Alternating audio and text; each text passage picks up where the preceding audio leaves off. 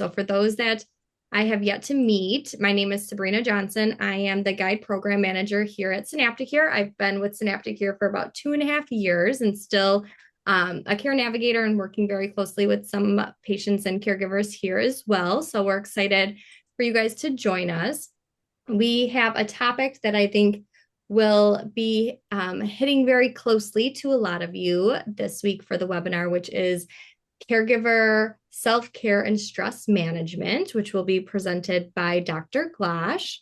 And so, as always, if there's any questions or things like that, we'll feel free to put them in the chat, and we'll go to them after.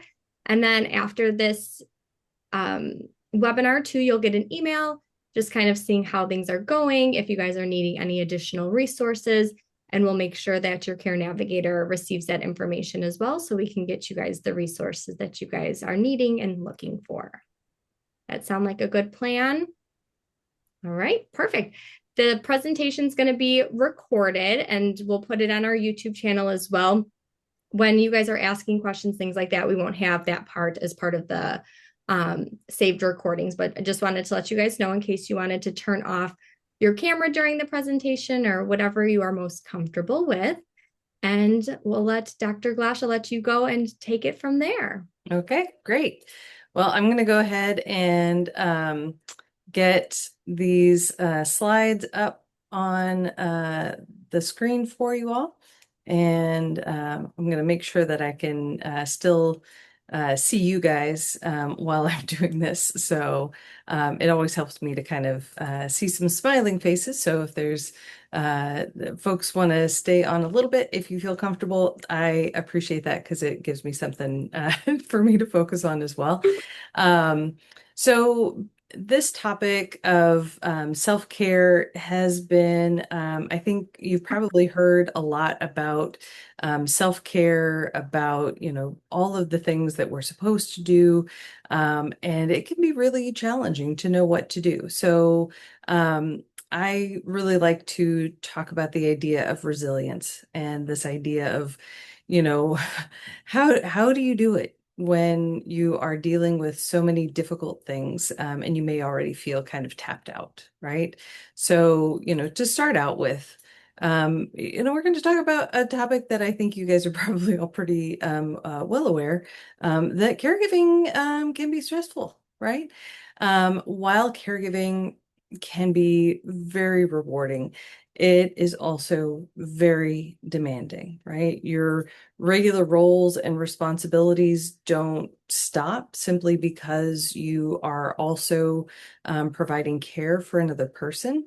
And, sometimes just the act of being a caregiver can create some role confusion, right? So, by nature, right, stepping into a caregiving role means that you're changing from your usual role, right, and into a new role. So, if you are a spouse, right, caring for your spouse, a lot of times there can be some confusion about, wait a minute, aren't we partners here? Or so why are you acting like a parent? Why are you telling me what to do?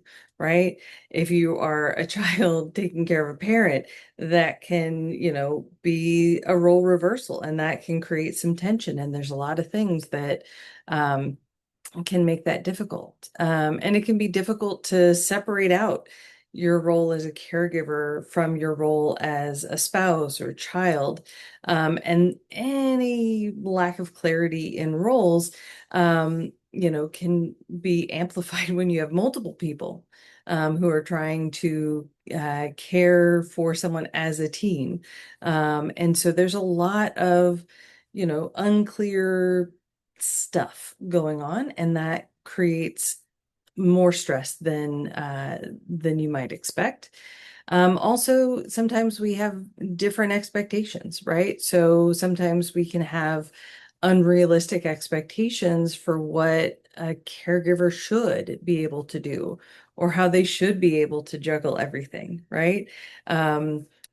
Sometimes we kind of have this idea of, this sort of superhero caregiver who's able to do it all and do it all flawlessly with no frustration or no mistakes or those kinds of things. And last time I checked, we're all human. And so we are not going to be perfect, and we're going to have some struggles and some mistakes. And sometimes having those expectations that are so high, it's going to be a struggle to try and meet those expectations. And also, our care recipients can have expectations, ideas of what they want the situation to look like, right? They may have an idea that their expectation is they're perfectly fine and they can do whatever they want, and you just need to get out of their way. And sometimes that is not a realistic expectation, and so that can create some stress and some conflict, right? And for all my control enthusiasts out there, right? The lack of control can also be very frustrating and stressful, right? So you might feel frustrated or held back by a lack of finances, a lack of resources, lack of skills, a lack of knowledge to know what to do or how to do it, to plan, to manage, to organize all of the things that are going on. There's a lot of stuff going on, and a lack of control makes it feel really, really stressful, right? And then there are just sometimes too many responsibilities, right? Sometimes it can feel like you're juggling too many obligations with too few resources, right? A lot of caregivers experience stress because they see their role as their sole responsibility, right? Even if you might know that, you know what, this is too much for one person to be able to handle. There's just a lot of stuff going on and a lot to juggle, and that can be really, really hard to manage and to, kind of keep everything going, right? And, sometimes, um, you know, there may be other people adding things on to a caregiver's plate, trying to be helpful, but sometimes there's a lot of, unsolicited opinions can create more stress when they're trying to do the opposite, right? And when we have a lot of stress, that is a recipe for burnout, right? So you may have heard the term burnout. It is used a lot in kind of corporate culture and things like that. But what is it? How do you recognize it, right? Well, one of the many things that we look at with burnout is noticing a lack of energy, overwhelming fatigue, sleep problems, either sleeping too much or too little. Changes in eating habits. This can either be forgetting to eat because you're just so busy and you're on the go and you don't have time to slow down and get food into your body. Sometimes it can be the opposite, where we just want to sometimes self-medicate with some yummy, tasty food to just sort of get a little comfort for a minute. But either way, it could cause some problems with either weight loss or weight gain that is not intended.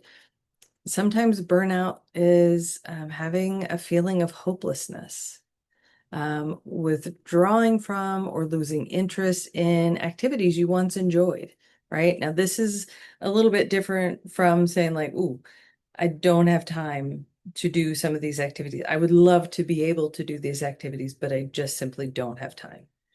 Burnout is going like, I don't even want to do that anymore, right? Another one is neglecting your own physical and emotional needs, right? Um, Either because there's just too much time, too much pressure. I just can't, right?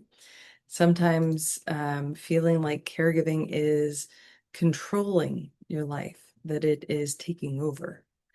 That kind of a thought, emotional experience by itself may not necessarily mean burnout, but when it is taken in context of everything else, it can be a really big sign of burnout, right?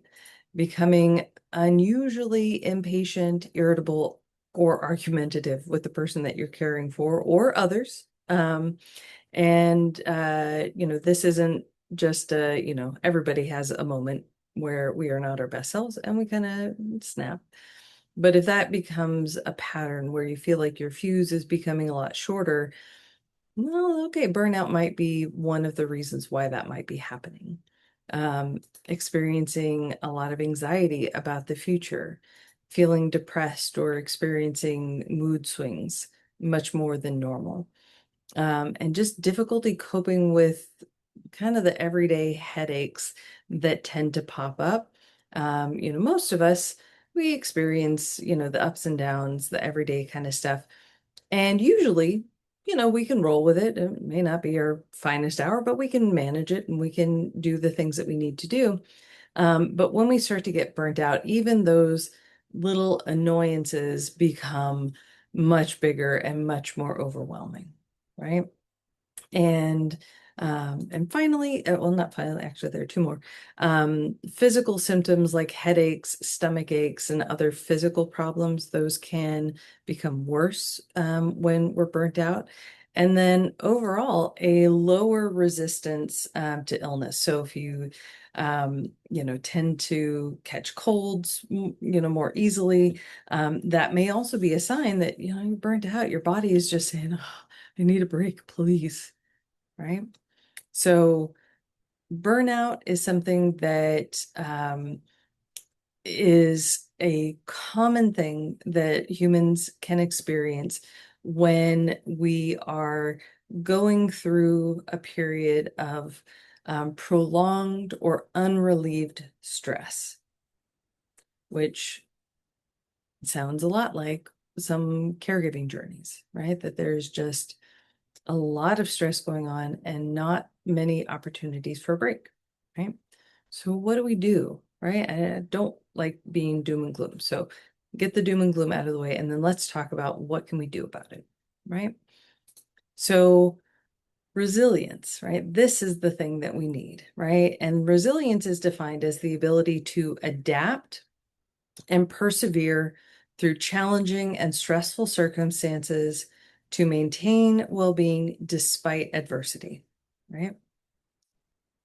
So notice here that um, that this resilience that we're talking about is not um, it's not about getting rid of the adversity.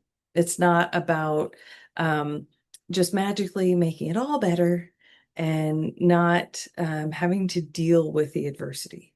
No, it is something that we do in the midst of adversity, right? We want to be able to experience resilience. We want to be able to persevere and adapt and have that mental well-being, um, even in the midst of difficulty, right? So how the heck do we do this, right? Well, let's look at what does adaptability look like, right? So we already know that providing care for someone with a degenerative disease is a lesson in adaptability, right? Something that worked for you last week may not work for you this week, right? Things just tend to, just when you start to feel like, okay, all right, I think I got this down, something else pops up and changes, right? So it's always something that, okay, we gotta, be thinking and working on this. So some of the keys to adaptability are being able to be aware of what is happening in the present moment, right? How many times are you just, going on autopilot because, quite frankly, that is just the easier way to do things a lot of times, right? Being able to recognize that, okay, if I'm if I'm not in the moment, if I'm, my brain is somewhere else because I'm on to the next task, we might miss that, okay, this does not seem to be working as well as it used to, right? So being able to be present, to kind of be noticing what's going on in the moment, that can help us to notice more quickly when something is not working and to be able to shift so that we can reduce the frustration, both for ourselves and for our care receivers. So making sure that we're in the moment, we're noticing what's happening. And then if we notice that there is something that, this does not seem to be working the way that it used to, then we need to be able to get into some creative problem solving, right? So this requires us to use our imagination, use our knowledge and experience of what used to work to come up with a new idea, right? Um, necessity is the mother of invention, right? So when there's a problem and we got to figure out, okay, what is it that we have to do, right? Um, we have to kind of know, okay, what used to work, what has not worked. So let's maybe, take that out and what can we do instead, right? And being creative. And I think sometimes um when things don't work, right? When the old rules just don't work, I think sometimes that gives us a little bit more freedom to be creative, right? That if you're not sort of locked in to a certain way of doing things, that, well, this is the way we've always done it. So, this is the way it has to work. When that doesn't work anymore, now you got to get creative and you can, kind of be a little bit rebellious and break the rules sometimes, right? So creativity, being willing to, look outside the box, right? And most importantly, being willing to make mistakes, right?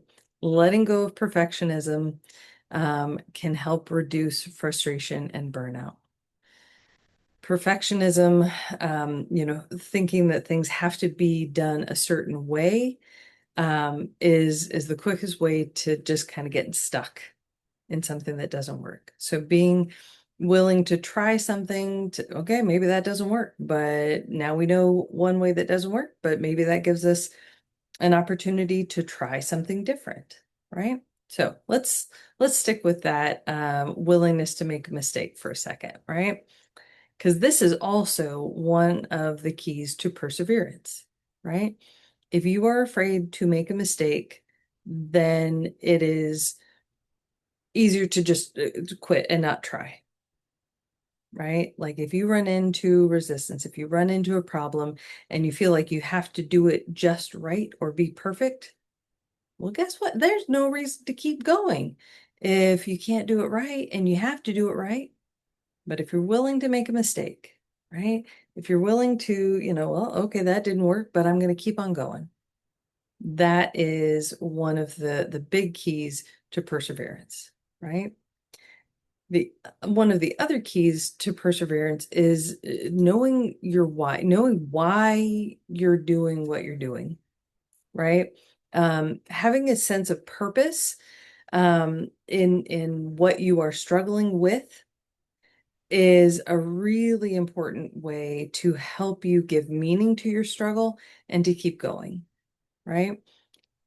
If it didn't mean anything, if it was, like pointless, it's not all that important, it's in the grand scheme of things, it doesn't really matter. Well, then, yeah, if you run into a problem, you're probably not going to persist, right? But we persist on the things that are meaningful, that are important to us. And I think sometimes we get so bogged down in the logistics, in the, okay, we got this point, we got to go here, we got to go here, we got to do this, we got to do that, and we kind of lose sight of why am I doing this, right? So if that is you, see if you can get back in touch with why am I doing this? Why is this important for me to do, right? I've talked with quite a few caregivers who, feel like they have to, that they don't really have a choice, right? But the reality is that we all have a choice. But sometimes the choice not to do it is not one that matches with who we are and what our values are.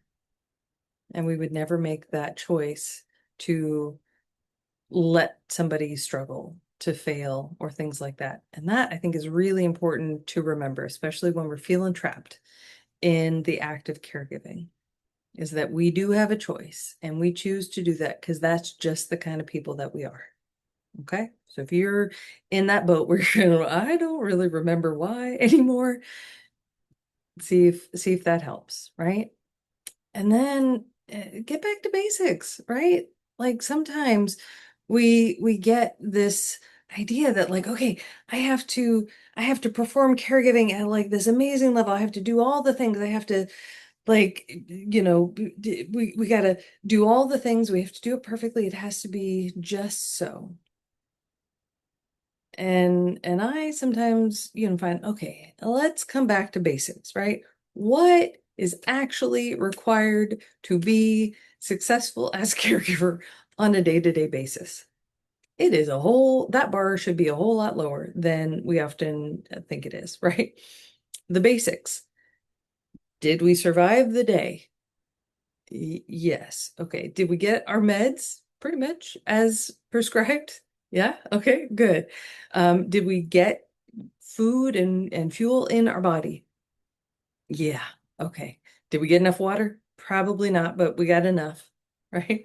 Um, and that but really, there's not a whole lot more than that is required. That these are the things that, like, okay, in order to say we've had a successful day as a caregiver, like these are the things that actually have to happen, right? The other things like getting lots of mental stimulation, getting them to do their PT exercises, getting them to take a shower every day, or this, that, or the other thing. Okay, those are great things. I will never say that those are not good things, but that's not the bar, right? We want to shoot for an aspirational goal, but the bar is a whole lot lower. The bar of what do we absolutely positively have to do? It's a whole lot lower. And I think it's important to remember that because there are some days where like we are lucky to just make it through with those basic requirements, right? And that's okay. Because I think it's important to have that realistic expectation that caregiving is hard. And sometimes we just need to have that bar in a more realistic place so that we can then create some healthy boundaries that leave you with more resources for the things that really truly need to be done. Okay. So be willing to make mistakes, connect with why you're doing this, and give yourself a break. Lower the bar, right? Keep that bar realistic. Okay. So now that we're all amazing at adapting and persevering, how do we go about maintaining our well-being, right? For many caregivers, the focus is on the health and well-being of the care recipient, right? That okay, they've got all these doctor's appointments. We got to get them there. We got to, find the right combinations of meds to help with this, that, or the other thing. And then their own, health and, doctor's appointments and things like that, those get deprioritized. They're lower on the list, or just, oh man, I don't want to go to I don't want to see the inside of another doctor's office for a while, right? And, you know, out of convenience or forgetfulness or whatever, the health and well-being of the caregiver just kind of falls lower and lower on the list, right? But I always try to keep in mind that in-flight safety instruction that the cabin crew always gives at the beginning of a flight, right? So they come by and they're showing you how to do the seat belt and things like that, and then they take out the little mask and they say, if this thing pops out of the overhead bin, what are you supposed to do? You put your own mask on first before helping others around you. And why? I mean, that kind of sounds selfish, right?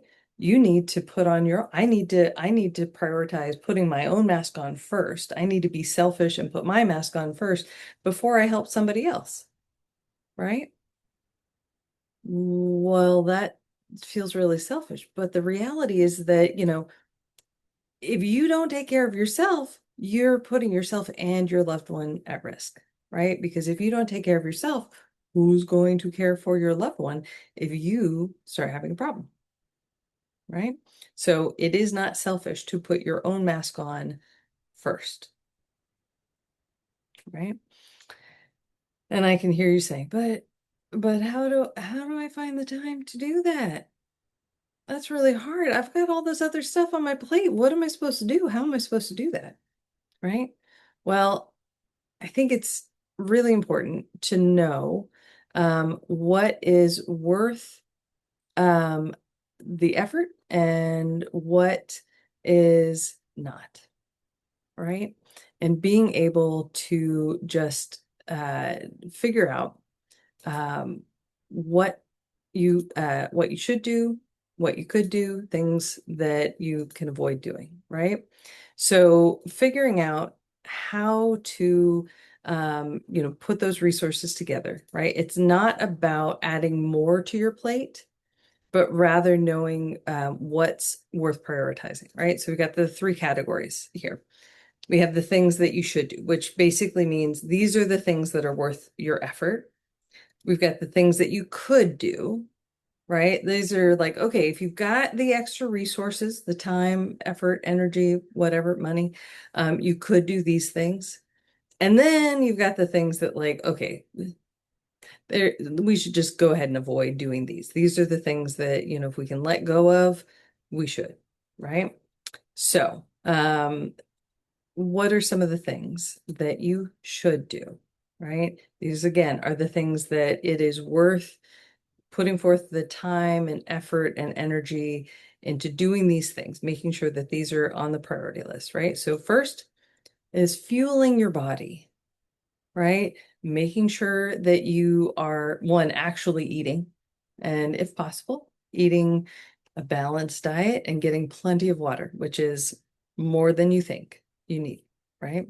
It is technically possible to drink too much water, but it is almost impossible. So drink more water. And on that note, I'll take my own advice. The next one.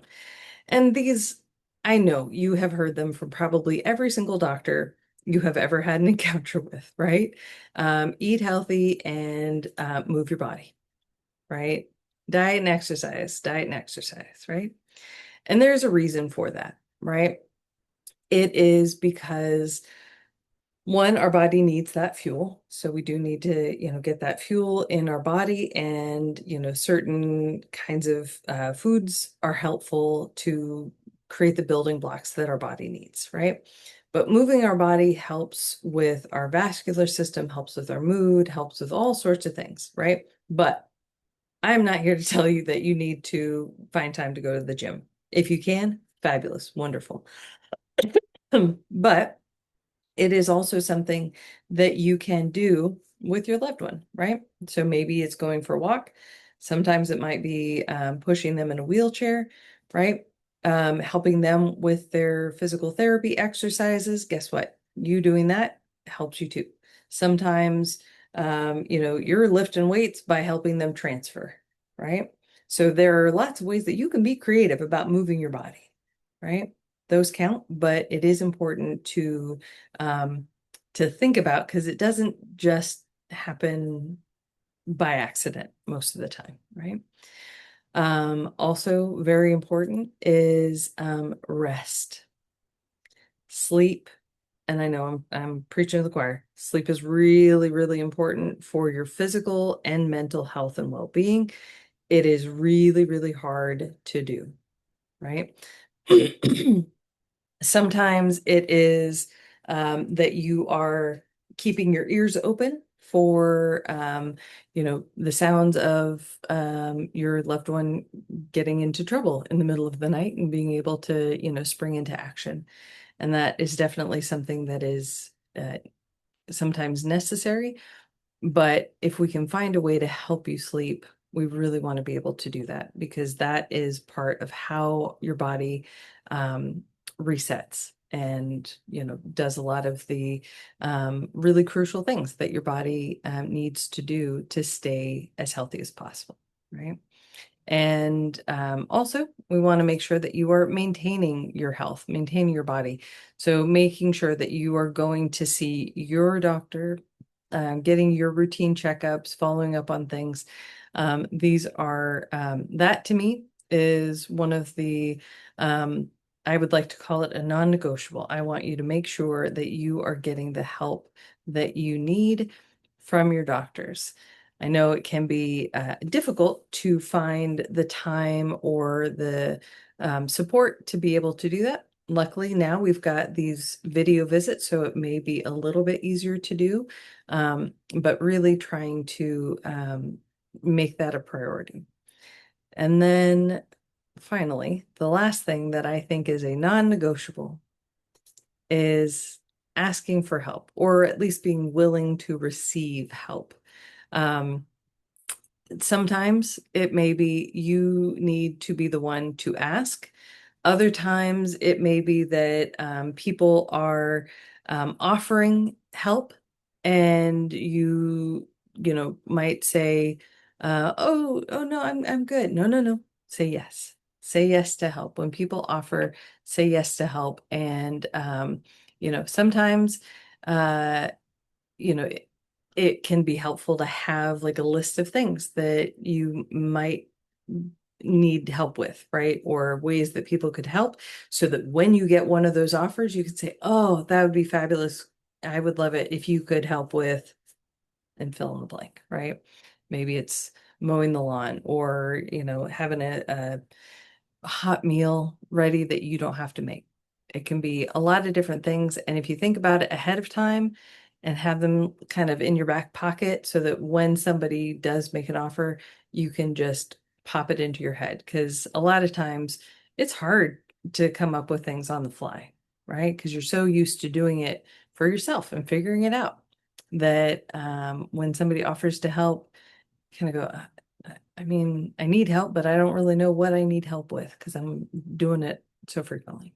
Okay. So ask for and accept help, delegate, whatever it might be. Right. So, what are some of the things that you could do if you've got the space, time, resources, energy to do it, right? These are things that are really beneficial, but we might be able to negotiate a little bit on them if the resources just aren't there at that time, right? So socializing, this is so important. Caregiving can be extremely isolating. So make sure that you are keeping in touch with friends, reaching out to people, joining a support group, saying yes to opportunities to socialize, right? If you have the option, get out there and socialize with people. Keep your support network. Um, Engage, do things that you enjoy doing, right? So that may be if you have some time after your loved one goes to bed, it might be time to, curl up with a good book, have a nice warm bath, listen to music, or, something like that. Escape a little bit, right? This one is going to sound a little bit silly, but give yourself permission to relax and take a break. I think a lot of times we get so focused on, okay, I got to do all the things. I got to be productive. I can't, be lazy. I can't just sit here, right? But I would like to tell you that yes, you can. Sometimes that is a really helpful way to just take a moment and relax. When you get those moments, take advantage, right? And then finally, take time to be present. Um, Doing something like mindfulness exercises, meditation, working on like a gratitude journal, things like that, where it really helps you to reconnect with what's happening in the present moment. Just taking a moment to slow down, to be on the lookout for things that we can be grateful for. Sometimes we get so caught up in all the things and the logistics that we miss out on those opportunities. So take a moment to slow down and be present. Okay, so those are the fun ones. Those are the things that, like, yes, we would love to be able to do those. Now, what are some of the things that I want you to avoid doing? Things I want you to let go of, right? These are kind of the less fun ones, but still important, right? One is going to sound a little bit odd because I just told you to, oh, escape into a good book, but don't overdo it, right? Avoid overusing any of these other strategies because sometimes we can, just like, okay, I don't, it's too stressful. I don't want to be, I don't want to be here. I just want to distract myself, enjoy a good story, get away from it all, right? And sometimes when we overdo it, overuse those things, we start to avoid and we miss out on the other opportunities, right? So, um, maybe escaping into a good book or binge watching Netflix sounds like fun and it's undemanding, and that sounds really great. But maybe we're missing out on an opportunity to socialize or um, an opportunity to do some mindfulness or things like that. So just everything in moderation. So use the strategies and try not to overdo them, right? Same with other substances or medications, right? So these are things like alcohol, tobacco, recreational drugs. Um, Sometimes, a little drink every once in a while is fine, can help us relax, but overdoing it, again, same with overdoing the stories and escaping and all those kinds of things. Sometimes that just ends up causing us more problems than it helps, right?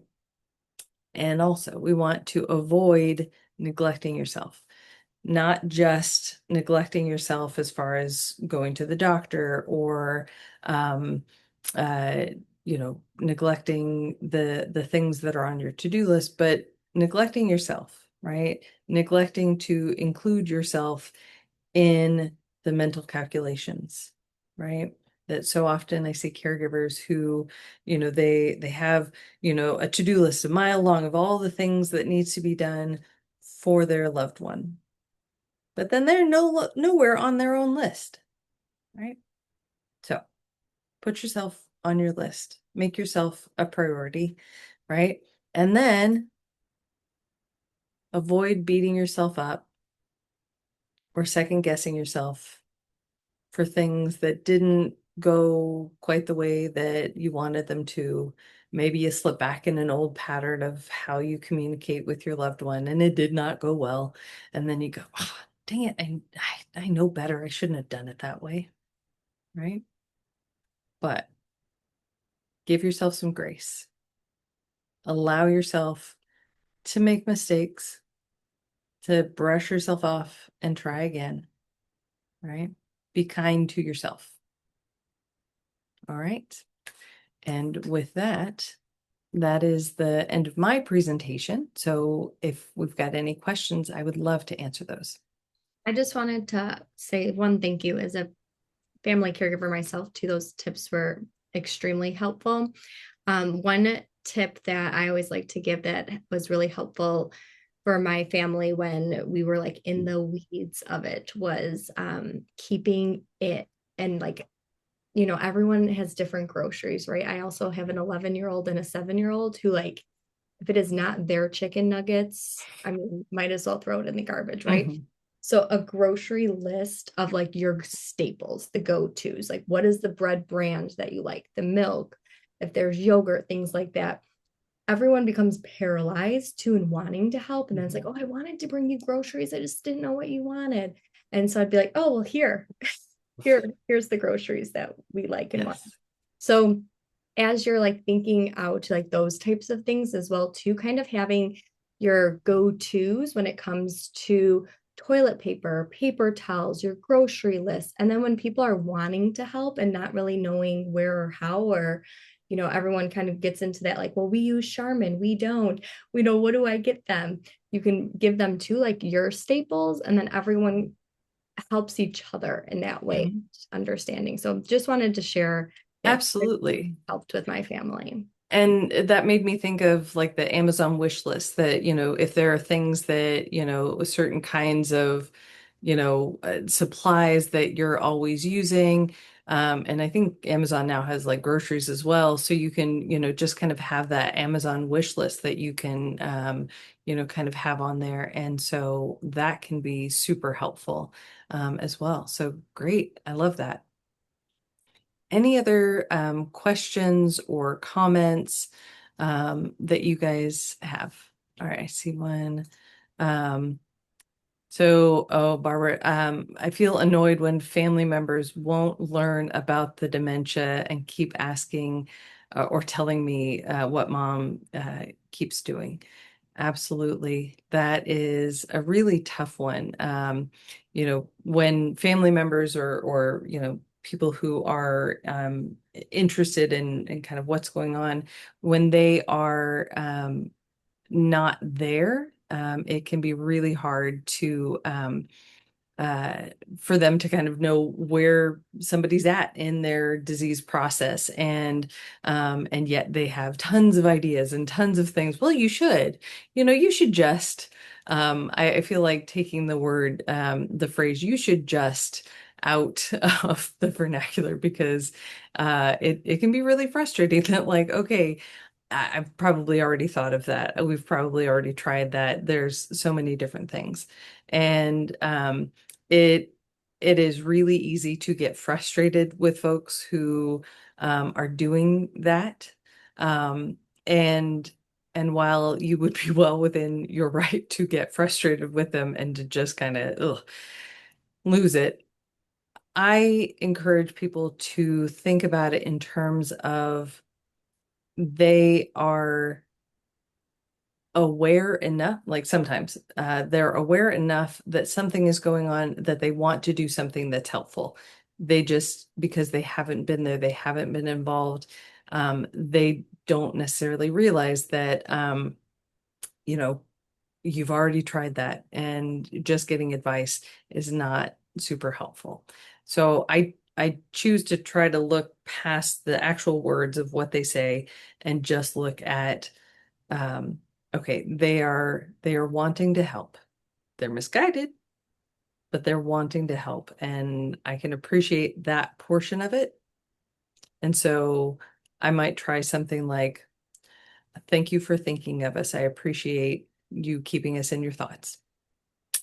And then sometimes just kind of leaving it at that, rather than kind of getting into the conversation any deeper. Does that kind of make some sense? Okay. Um, yeah, I agree, Jean. Nothing is too much trouble for the person who doesn't have to do it, right? If they're not the ones, then yeah, you could just, well, yeah, why don't you just hire somebody to come in and, be there 24/7 to provide the care? Oh, okay, great. Yeah. Are you gonna pay for it? And so that is often, when they don't have the constraints of time, effort, money, energy, and those kinds of things, that does give them license to have lots of different ideas. Yeah. Anyone else? No. Does anybody here have any, tips or tricks or anything that you guys have found that have been helpful, or something that even just like surprised you that you guys have been doing? I feel like every day is different, right? Every time of day can be very different. But has anybody had something where you're like, you know what, I'm going to pull this out of my ear and let's see how it works? And it shocked you on either side of it, kind of just helping get through the day. One of the things that's helped me is to keep an ongoing to-do list for other people. Yes. So, so, and it's called my helpers to-do list. And it's anything from cut down the old grapevine to put the light bulb up in the ceiling that's too high for us on the ladder. And then when Change people out the come, battery on the smoke detector. right, right. Yep. All of that kind of stuff. And because I find that when people come in and ask as if there's anything I could do, I don't think of those things. I'm in the moment at the time and they just aren't on my mind. So they get used to knowing that there's the to-do list and they know where it is. Mhm. And that has proved very helpful for both my mother and for myself now. Wonderful. Oh, Yeah. that's a really great idea. Anyone else have any other? Jean, go ahead. I saw you come off of mute. You know, uh, first of all, Dr. Gloss, this has been a terrific, very helpful. Well, thank you. It's sort of all stuff we know or have Mhm. heard, but it's a whole lot easier to Yeah. think about it now than it Mhm. is when life's happening. Mhm. Uh, and what I have been surprised about is initially when Carol was first diagnosed, I read and read and read and talked to people. We went to a local facility here. And so I kind of had an idea of Alzheimer's and what to expect. What I wasn't ready for is the amplitude, the changes. Yeah, okay, so I understand it's progressive and chronic and fatal. But the moments of clarity were so hopeful, Mhm. and then to really, in fact, have to, you're hopeful and then you're not. And then, Mhm. I really was not ready for that. Yeah. And nobody who isn't living with this disease can remotely understand that. Yeah. Just the turmoil, the emotional uh, Yeah. turmoil involved. Thanks. Absolutely. And it is really a hard thing, especially, in those early days where you've noticed that something's not right. But then they have good days and you're like, well, maybe I'm the one who's crazy. I don't know. Like maybe so you start to doubt yourself. And then, you finally go, no, no, there's definitely something going on. And so you talk to people around you and start to sort of think about, okay, we're going to get a diagnosis. And then other people who don't live with you, who don't see the person every day, they interact with them and they go, I don't know what you're talking about. They seem just fine, right? Like, what's the big I deal? can't tell anything's wrong. Yeah. Yeah. Mm-hmm. Well, and I Yeah. also think with a cognitive diagnosis, it's so hard as a caregiver because there's not this like physical component that the Right. outside world is seeing. So it's like when there is a walker or wheelchair and somebody's struggling to get into a store, someone's more likely to hold the door or help or Yes. support. The cognitive realm of the world, it's like we're all struggling in silence because Yes. the outside people aren't seeing what we're going through, or they're questioning why they're being asked something Mm-hmm. repetitively or things like that, which Mm-hmm. I think just puts more burden on us as caregivers Yes. as well too, of fearing leaving our own houses or meeting Absolutely. new people as well. Well, and I think too, like we fall into it as caregivers, we fall into the same trap of like, hey, there's nothing on the outside that reminds us that, oh, there's something different happening here. And so our default, that autopilot sort of default response to things is the same that it has always been, right? That we, kind of forget that, oh, I can't ask them to, do a certain thing because they have a memory problem, right? I shouldn't say, oh, remember, we've got this going on. No, they're not going to remember, right? But because there's nothing on the outside that makes us go, oh, right, I need to change up my approach.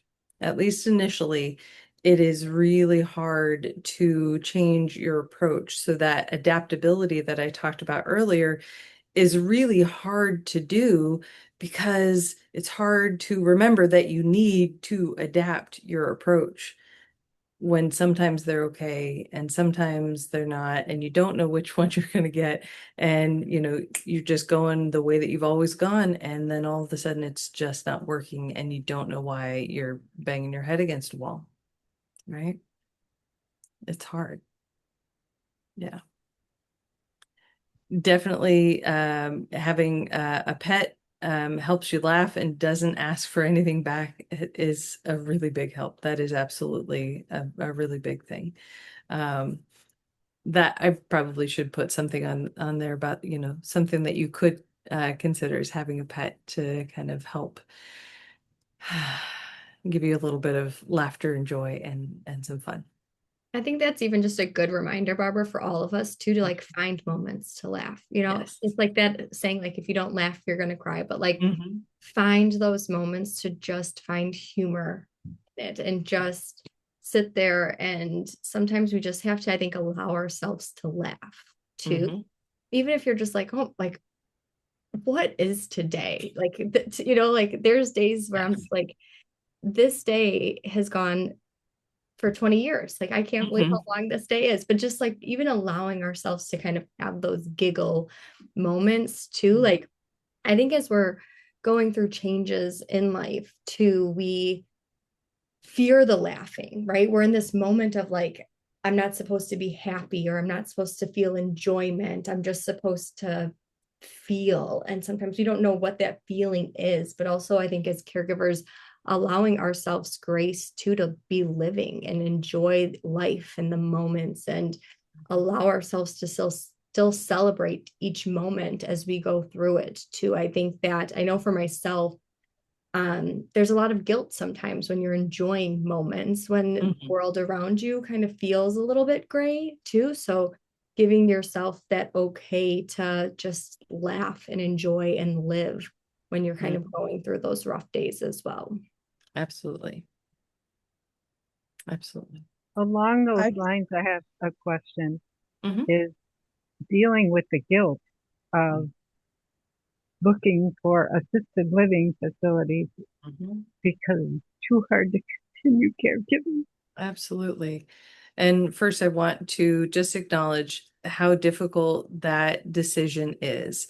And I know for a lot of families that that decision is one that they, ultimately have to make because it is not, safe for their loved one to stay in the place that they're currently in. It's not healthy for them in some ways. And, while it might make them unhappy, it is something that, needs to be done. And the thing that I always want people to look at is kind of going back to one of the things I talked about is knowing your why, right? So not just knowing your why, but knowing what is it that you are shooting for, right? Like what is your goal? And I think for most caregivers, we would agree that the our top priorities is that our loved one is safe and healthy, and if possible, happy, right? And I put them in that order specifically because safety and health need to come first, right? And happiness is one that, like, okay, we can't just focus on making them happy because unfortunately that would probably mean that, they are doing things that are unsafe and potentially unhealthy, right?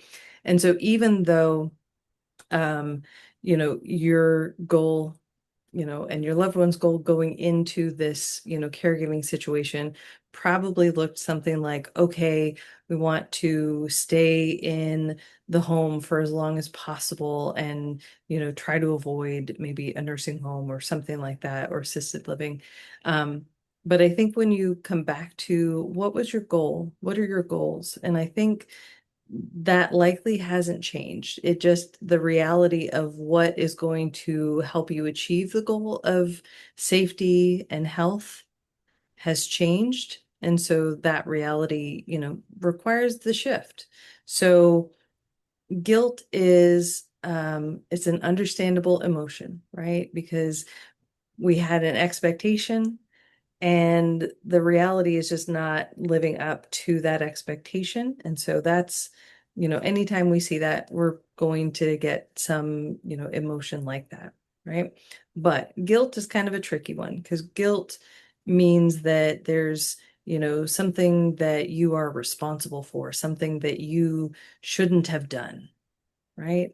But the reality is that without knowing all the details, I can be pretty sure that you are working really hard to try to make sure that your loved one is as safe as they can be, as healthy as they can be, and that if at all possible, that they are given the best opportunity to be as happy as they can be. And that hasn't changed, even when the location of where that happens is changing. In those Okay. moments too, I always like to say that if you are leading with love, there is no wrong direction that you can go on in this path. And while I think society focuses so much on like patient care, we have to focus on you as the caregiver as well too. And so trying to reframe it in your own mindset of like a celebration, right? You now can be the blank. So the partner, the spouse, the daughter, you fill in your category and not just the caregiver. And you can be there in those moments in such a different way because you yourself can be well rested. You can have a nourished meal. You can be there in such a different present way that you no longer were able to be in. And so leading with love and that decision is going to lead you no matter what path you go down on the right path. And I think that we sometimes have to remind ourselves that we as caregivers have a life that we need to live and we need to celebrate ourselves as well. And I think Dr. Glass did a great framing too of like the safety, security, all of these things. But also like keeping in mind your own, safety, security, everything that goes with that as well too. And just celebrating that you then get to show up in a different way and in a different light and still get to be present. And yes, like the four walls might change, but your heart and love can expand in a different way because you can be there in a different way as well. Yep, absolutely. Thank you. I needed that encouragement. Good. I'm glad we were able to be there for that. I think you even just asking that question and all of that shows that you are leading with love in any thought that you are having. And this journey is not an easy one by any means, but you are here, you are guided, and you are celebrated in the aspect of you are doing the best that you can in each and every day. And that's honestly all that any of us can ask for is just we open our eyes and we try, we shut our eyes and we do it again. Yeah. And just, knowing that like here at Synapticure and, all of us we are here to help and support in any way possible, knowing that, we know each day has its ups and downs. And a lot of us have been caregivers ourselves too, and understand the weird in-betweens that come with all those emotions too. Yep. Well, I know that we're getting at time. I was just going to ask if everyone in the chat, you can even just send it to me privately or just put in there just the patient's name too, so I can let all of your care navigators know that you guys were here. Make sure we get you guys all of the good resources and everything like that. A big thank you to Dr. Glash. I could listen to you talk all day long with just your guidance and support and everything like that. And to all of you that are just here today, I know that taking time out of any day is never easy. So I just appreciate you guys taking the hour with us and look forward to just continuing to grow the different supports that we can bring to you all, moving forward as well too. So feel free as well to send me emails after. You'll get an email in general, but what topics you guys are interested in, ways that we can help support you. If even like the assisted living facility, the transition aspect is something that you guys would love more support on, and topics, happy to kind of adapt with you all as well too. But thank you for everything that you do, not only today, but every day. And we really appreciate everything.